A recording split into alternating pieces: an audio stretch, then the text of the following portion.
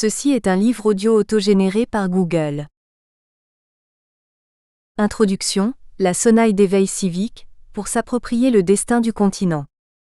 Le XXIe siècle marque l'éveil tous azimuts de la conscience civique de la jeunesse africaine, face à la triste réalité de l'idolâtrie du pouvoir et de l'avoir des oligarques postcoloniaux, ainsi que de l'éclipse de la démocratie par des régimes autoritaires, nécrotiques et alimentaires. Son intérêt pour la démocratie féconde et la création du progrès socio-économique du continent refait surface et constitue, à cet effet, la ligne dure de sa lutte de ce temps. Aujourd'hui, l'émergence d'une nouvelle génération de leaders de la jeunesse africaine porte désormais le grelot d'éveil de l'élite sociale pour s'approprier le destin du continent. Sa militance face à l'acratie, à l'idolâtrie de l'avoir et du pouvoir des cosmocrates a donné naissance à un vent de nouveaux guides d'opinion parmi les jeunes tant ruraux qu'urbains, en rupture avec l'andropause intellectuelle et le déséquilibre civique. Les scandales de corruption vécus sous un soleil ardent en Afrique, les tête-à-queue des partis politiques ainsi que le retournement de leur rôle à des fins égocratiques, gastronomiques, clientélistes, idolâtriques de l'autorité morale, sont autant d'éléments mobilisant les jeunes, en éveil de la raison et de la conscience citoyenne, à se ranger en ordre de bataille contre les régimes seigneuriaux. Ces régimes soumettent encore leurs dirigés aux logiques seigneuriales et néopaternalistes de visage africain, qui consistent à réifier, apprivoiser et asservir l'Africain par ses congénères. D'après Benoît Awazi, ces logiques se situent dans le droit prolongement de l'épistémologie coloniale qui considérait l'indigène comme un esclave, une chose et un animal qu'il faut domestiquer et mater, car se situant en dehors de l'humanité. Ce processus de chosification, de domestication et d'asservissement de l'indigène par l'indigène, ajoute-t-il, constitue la trame de fond et la matrice dans lesquelles se décline la crise négro-africaine contemporaine. Vu sous cet angle, les dynamiques citoyennes revendiquent donc une place dans l'espace de légitimité contrôlé par les partis et les organisations traditionnelles de la société civile. En mobilisant les jeunes des couches sociales différentes pour qu'ils s'investissent empiriquement dans le champ politique pour résister aux excès politiques, influencer les règles de la gouvernance et remoraliser le politique, les acteurs de ces mouvements ainsi que le montrent les exemples sénégalais, burkinabés et congolais, se posent comme les héros de la légitimité de la puissance sociale d'en bas, celle des citoyens ordinaires que l'on croit résignés au statut de consommateurs. L'euphorie autour de l'idée de combattre ces logiques seigneuriales et néopaternalistes de visage africain aurait permis la naissance des dynamiques citoyennes, étant donné que les souffrances de lésés faisaient appel à un nouvel engagement en vue de réhabiliter l'Afrique dans son statut d'antan de berceau de l'humanité. Sous la bannière de cet éveil de conscience civique, des mouvements citoyens verront ainsi le jour en Afrique. Impulsés par un désintéressement qui va grandissant envers les partis politiques pour imaginer des canaux alternatifs d'expression, de participation et d'engagement citoyen, ces mouvements sont à la fois des espaces de résilience sociale, d'affirmation de synergies politiques nouvelles dans un contexte de saturation des mouvements sociaux traditionnels et de compromission des partis politiques. Ils sont donc un mécanisme d'agir collectif, revendiquant auprès de l'État et contre l'ordre néolibéral, la reconnaissance des droits fondamentaux et sociaux, par des canaux formels, des moyens cybernétiques et médiatiques en vue de la réinvention d'un nouveau possible. Cet agir collectif inspire, d'un côté, un agir ensemble intentionnel, marqué par le projet explicite des protagonistes de se mobiliser de concert, et de l'autre, il se développe dans une logique de revendication, de défense d'un intérêt matériel ou d'une cause, en vue d'un nouvel ordre de vie. Cet ordre peut viser à des changements profonds, ou au contraire, être inspiré par le désir de résister à des changements. Il peut impliquer des modifications de portée révolutionnaire, ou ne viser que des enjeux très localisés. Les plus spectaculaires de ces mouvements citoyens sont YAM au Sénégal, Ballet citoyen, Mouvement en rouge, Front de résistance citoyenne, 2 heures pour nous, 2 heures pour l'Afrique au Burkina Faso, Tournons la page, ça suffit comme ça au Gabon, Jeunes et forts au Cameroun, Filimbi, Sifflet en Swahili, Lucha en rez-de-chaussée, Trop c'est trop au Tchad, etc. Leur trait d'union est l'engagement au changement en vue d'un autre mode de développement, d'un nouveau type d'homme en Afrique, doté de capacités d'invention d'une Afrique née de nouveau, celle qui marche, fière, digne et décidément tournée vers l'édification d'un futur possible. Ce retour de la mort à la vie, de la conscience civique, de la déraison à la raison, de la conscience individuelle à la conscience collective, ennoblit le rêve d'une Afrique à espérer, d'une Afrique transformée. Par-delà, des jeunes Africains, par l'entremise de ces mouvements, tentent non seulement d'opérer une rupture dans le champ social marqué par des violences, mais aussi d'exercer une influence sur la gouvernementalité et de remoraliser le politique.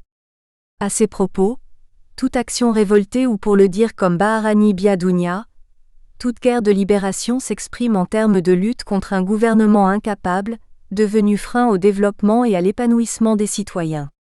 C'est en même temps la volonté de remplacement des dirigeants dictateurs et injustes dans le but de mettre en place des institutions républicaines démocratiques, plus soucieuses du bien-être des populations et d'un développement harmonieux. Bref, c'est le souci de mettre en place une gouvernance qui garantit la paix, le respect de la dignité humaine, l'indépendance et la souveraineté nationale. Pour leur légitimation, les jeunes Africains en révolution des mentalités et en rupture avec la passivité politique, ont ingénieusement conçu et mis en œuvre des formules concises et frappantes, sous forme de slogans révoltés et apostropheurs. Ma carte, mon arme, achevez le faux candidat, faut pas forcer pour Yam, notre nombre et notre force, pour le ballet citoyen. Le Congo nous appartient tous, au collectif Filimbi, Congo nouveau, et le changement passera par moi, pour la Lucha. Par ces formules, ils espèrent exprimer les déboires et la lassitude des peuples face au régime des oligarques postcoloniaux. La trame de fond de cet engagement citoyen est la réimagination d'une Afrique qui se veut fonder son futur sur les bases solides de la démocratie, de la gestion responsable des affaires et ressources publiques, de l'état de droit et de l'éthique. Celle qui devra conjuguer ses énergies à la promotion du mieux-être social, du vivre ensemble, de lutte contre la pauvreté et toute forme d'exclusion. Une Afrique à même d'inventer les imaginaires de responsabilité, de grandeur et de puissance à l'échelle mondiale afin de restaurer son crédit et son prestige international. C'est aussi une Afrique qui devra rencontrer les aspirations des femmes, des hommes et des enfants de champs, de rivières, de brousses, de villages, de centres urbains, et jouer le rôle de catalyseur de la croissance économique accompagné de la justice distributive, de la création d'emplois et de la prise en compte des revendications sociales. C'est enfin une Afrique qui devra éduquer les générations montantes aux valeurs nouvelles et les amener, selon les termes de Kamana, à réussir l'Afrique de nos rêves, de nos volontés et de nos nouvelles initiatives, par la voie d'un leadership du changement et d'une dynamique de citoyenneté responsable. Ces orientations doivent être guidées par le respect des valeurs républicaines, telles que la liberté, l'égalité, la solidarité, l'équité, la probité et l'intégrité. Les mouvements citoyens, dont le précurseur contemporain, YAM, apparu en 2011 au Sénégal contre un nouveau mandat du président Abdoulaye Wade, sont un symbole de vigie de la démocratie ou les yeux du peuple. Ce sont eux qui se chargent de surveiller, de dénoncer, de condamner et de poser de temps en temps des actions de refus de l'idolâtrie du pouvoir et de l'avoir des oligarques postcoloniaux, de la privatisation de la démocratie et du creusement des inégalités sociales, de la corruption et la colonisation de l'État par une famille au pouvoir, etc. Aujourd'hui, ils sont décidément rangés à mener bataille contre l'hypocrisie apologétique des élites dirigeantes africaines. Cette hypocrisie apologétique est un reflet de certaines traditions africaines qui laissent vanter les empreintes louangeuses du mort ou du disparu dans la famille ou dans la société, ces marques négatives, asociales ou contre la société étant reléguées au silence, au murmure ou ravalées au rang de tabou. Transposée à la vie politique de l'Afrique contemporaine, l'hypocrisie apologétique est une expression de l'éternelle rengaine louangeuse des élites dirigeantes, mobilisées en vue de se forger une image positive dans l'opinion publique, une estime publique, d'une part, et de nourrir médiatiquement l'espoir des affamés par le dire écarté du faire, par des promesses écartées des réalisations de l'autre. Elle sert ainsi à frapper l'opinion par des formules chocs, sous forme de petites phrases au message fort et à l'apparence positive, mais généralement monotones, creuses, infructueuses, vachardes, spectaculaires, insignifiantes et d'une hypocrisie révoltante. Au nombre de ces formules chocs, la passion du Congo, le peuple d'abord, changeons maintenant.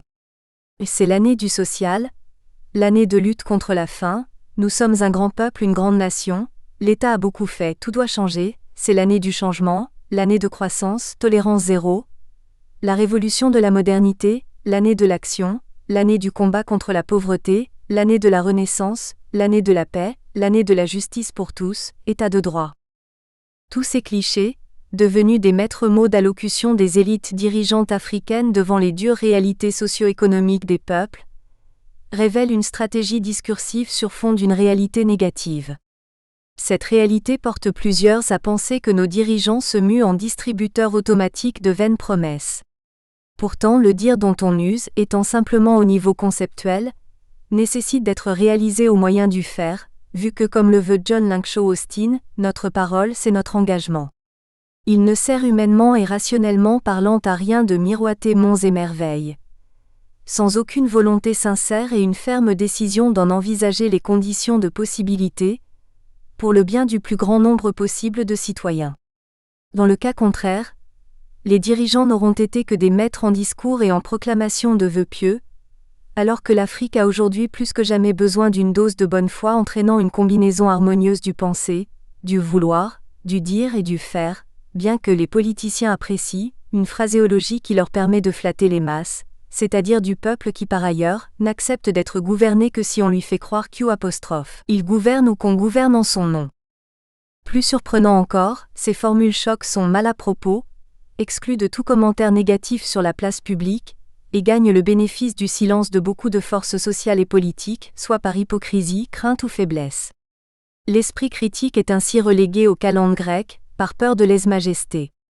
Kasereka Kavewairei voit ainsi les dessous du langage que manient le mieux ceux qui nous gouvernent souverainement, dans une quasi-ignorance des aspirations du peuple qu'ils prétendent représenter, et qui prétendent s'employer tout aussi souverainement, à la construction des États démocratiques en n'obéissant qu'à la loi du nombre ou du capital. Ce dernier est devenu le seul vivant au nom duquel tout, et plus particulièrement le commun, le bien-être du peuple et le droit de ce dernier à la parole peuvent être ignorés, sacrifiés. Aussi, s'il parle des avancées de la démocratie, c'est stabilisation et équilibre des cadres macroéconomiques, amélioration du taux de croissance ou du climat des affaires qu'il faut comprendre. Ce qui, à proprement parler, n'a rien à voir avec la fondation de l'ordre social ou le renforcement de l'état de droit démocratique. Ainsi la gouvernance des États africains est-elle bel et bien un terreau de paradoxes, parfois qui appelle à la mansuétude des organisations humanitaires internationales. Les opérateurs politiques, aux commandes des affaires publiques, présentent à la face du monde une Afrique émancipée du colonialisme, c'est-à-dire une Afrique libre et indépendante, celle qui se relève de l'impasse politique, de la ruine économique, de la pauvreté intellectuelle et matérielle, de l'accoutumance au chaos social et à la culture du désespoir, et qui dorénavant donne à l'éthique la force de ses principes. Alors que dans la réalité des choses, elle est l'exemple type de l'effondrement éthique, de l'écroulement des structures éducationnelles, socio-sanitaires et économiques. Elle vit en permanence l'insécurité alimentaire, le fléau de la corruption, le creusage des inégalités sociales, l'idolâtrie de l'avoir et du pouvoir des élites dirigeantes, le délabrement du tissu économique accompagné de détresse sociale, l'enrichissement miraculeux et sans cause des oligarques postcoloniaux qui tiennent le gouvernail des États. Pratiquement, les mouvements citoyens, sujets du devenir de la société africaine, ne sont nullement à l'abri des actes de sabotage par le pouvoir, de la cavalerie policière et militaire conçue et mise en œuvre par les régimes seigneuriaux. Un climat de violence étatique, susceptible de les intimider, terrifier, décourager, criminaliser et à la limite, de les anéantir est soigneusement entretenu. Pourtant, la qualité d'une démocratie se mesure aussi à la capacité des États à assurer la tenue pacifique des événements protestataires et de permettre la participation politique par la manifestation. De plus, par le contrôle de l'esprit de la population et la peur qu'ils font régner, les régimes autoritaires, nécrotiques et alimentaires essayent d'assurer leur rigidité et pérennité.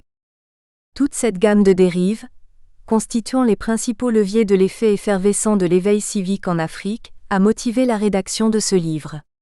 Il ne s'agit pas ici d'une œuvre apologétique des frasques des régimes seigneuriaux, mais de voir comment les mouvements citoyens peuvent constituer de véritables sites de réimagination et d'institution d'un nouvel imaginaire sociopolitique en Afrique.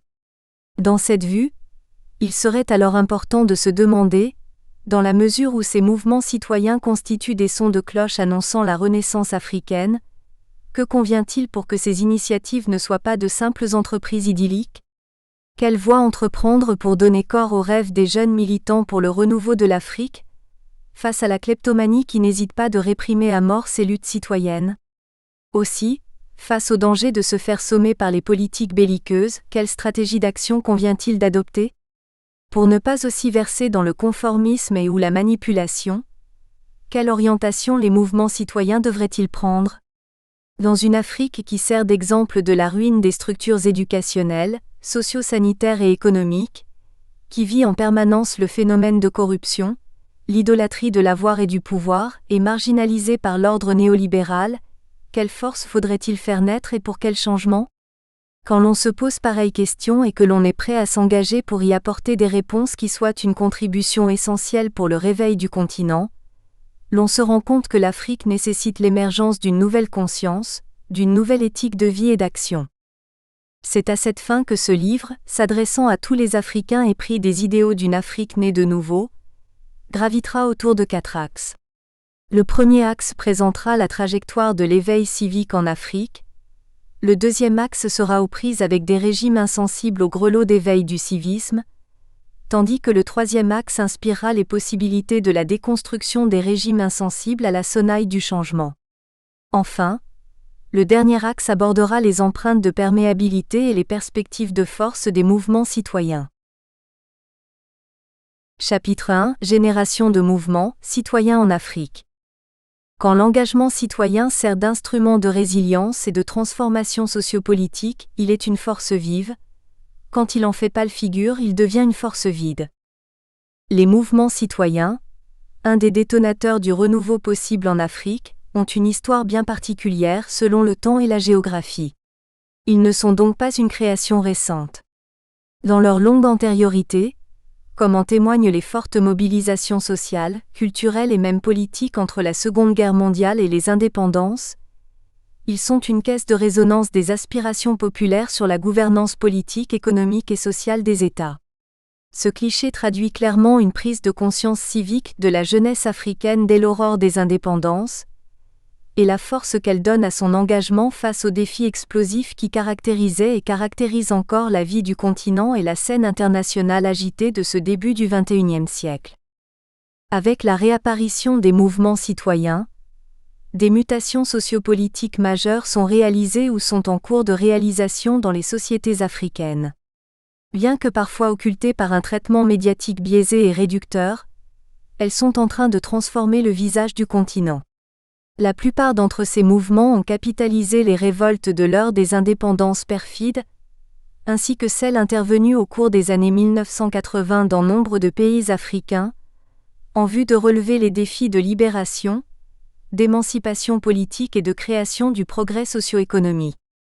Ces défis majeurs lancés aux peuples africains, à leurs États respectifs ainsi qu'à tous ceux qu'intéresse le devenir de l'Afrique en pleine explosion d'éveil civique, avaient fait leurs preuves à travers nombreuses tentatives d'établir de nouveaux systèmes politiques fondés sur le pluralisme politique, l'alternance démocratique et la bonne gestion des ressources pour le mieux-être social et la création du progrès économique des sociétés. Et ce, conformément aux demandes, pour ne pas dire aux injonctions de puissances impérialistes, intéressées par les multiples opportunités entrepreneuriales et les potentialités stratégiques qu'offre l'Afrique dans les secteurs des mines, de l'énergie, du tourisme, de l'agriculture, des infrastructures, des NTIC, des affaires, etc. Les lignes dures de ce chapitre consisteront à partager un constat, mais aussi à ouvrir et engager un débat enrichissant sur les racines, l'émergence et les enjeux des mouvements citoyens sur le continent africain. Mon ambition était de faire une radioscopie de toutes les dynamiques citoyennes dans tous les pays d'Afrique en ébullition civique, mais mon analyse se bornera davantage sur des cas spécifiques du Sénégal, du Burkina Faso et de la rez-de-chaussée, où le fléau de la privatisation de la démocratie, de l'idolâtrie du pouvoir et de l'avoir des oligarques postcoloniaux, du creusement d'injustice à des fins égocratiques a fait ses preuves. Cet état a suscité l'attention de la jeunesse africaine, tant rurale qu'urbaine, à la remise en cause des systèmes de gestion et pratiques politiques établis par des oligarques postcoloniaux, sous les mots d'ordre de démocratie et de bonne gouvernance. Les générations de mouvements citoyens, dans les pays africains, peuvent être déclinées en 3 ordres historiques complémentaires. D'abord, la génération des héros de l'indépendance 1940 à 1960. Ensuite, la génération progressiste 1980 à 1990 et enfin, la génération clairvoyante liée à des causes immédiates, c'est-à-dire depuis 2011. À ces différentes générations, plusieurs mouvements citoyens ont joué chacun un rôle distinct de l'autre, mais complémentaire dans la recherche d'une solution aux problèmes d'impasse politique et de détresse sociale. Il y a eu certes leur étouffement en des périodes où les débats démocratiques étaient quasiment bannis, mais chaque fois, les mouvements citoyens ont fini par s'exprimer, même durant la répression, jusqu'à conquérir le droit de cité. 1. Génération de héros de l'indépendance, 1940 à 1960. Il est aberrant de clamer urbi et orbi que les mouvements citoyens en Afrique sont nés de la dernière vague de contestations sociopolitiques qui ont embrasé bon nombre de pays, à partir du foyer mère immédiat du printemps arabe tunisien. Ils ont plutôt une longue trajectoire qui date de la période des luttes des mouvements syndicaux des années 1940 pour l'indépendance des colonies, ainsi que pour la liberté, la justice sociale et la démocratie. Dans plusieurs nations en Afrique, en effet, les syndicats avec les forces politiques ont été un outil redoutable de lutte contre l'administration coloniale. Bien plus, ils ont contribué, avec une marque les distinguant des autres forces de la société, à la recherche de la liberté, sachant que celle-ci est à la démocratie ce que sont les œillères au cheval. En restreignant le champ de sa vision périphérique et arrière, elles ne leur permettent de voir de côté et l'obligent à aller en ligne droite, à regarder droit devant. Ainsi, les mouvements revendicatifs vécus à Lubumbashi le 4 décembre 1941 et à Matadi en novembre 1944, forceront-ils la main de l'administration coloniale à légaliser les syndicats des Noirs par l'ordonnance numéro 82 EMO du 17 mars 1946, complétée par l'ordonnance numéro 128 EMO du 10 mai 1946. Ils ont dès lors joué le rôle avant-gardiste d'une force de solidarité, pour déboulonner le pouvoir colonial nuisible au bien-être de l'homme noir sur le sol lui légué par ses aïeux. Cette administration imposait aux populations noires des conditions serviles, subalternes et nécrotiques dans lesquelles elles vivotaient, se procréaient, dépérissaient et décédaient. Ils ont également joué le rôle de fer de lance du combat contre l'exploitation économique et sociale de l'homme noir, ainsi que de la défense de ses droits fondamentaux et sociaux. Toutes ces actions ont été menées par une première génération de mouvements ayant produit les premiers leaders politiques et sociaux. Nous espérons que vous avez apprécié cet aperçu. Pour continuer à écouter ce livre audio sur Google Play Livres, utilisez le lien dans la description de la vidéo.